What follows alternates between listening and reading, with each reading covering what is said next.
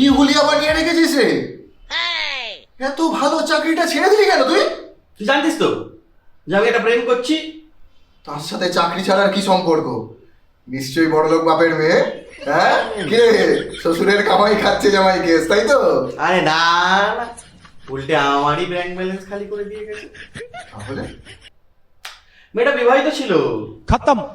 ত্রিকোণ প্রেম, লাভ ট্রায়াঙ্গেল, বেশ ইন্টারেস্টিং ব্যাপার। তারপর?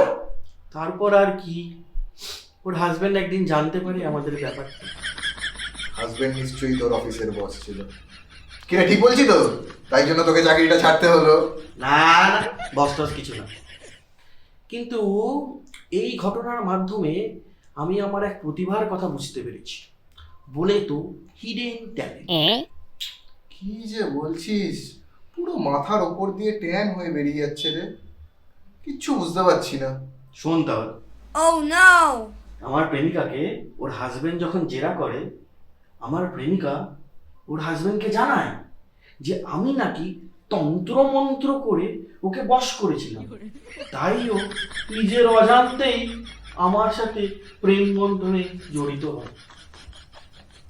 সত্যি বলছি মাইরি, আমার মধ্যে যে এত প্রতিভা আছে আগে কখনো বুঝতে পারিনি।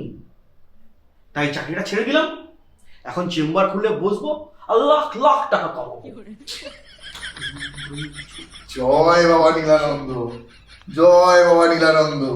ভাই, আমাকেও শিষ্য করে নে, আমিও চাকরিটা ছেড়ে তোর চেম্বারেই জয়েন করতে চাই। তথাস্তু।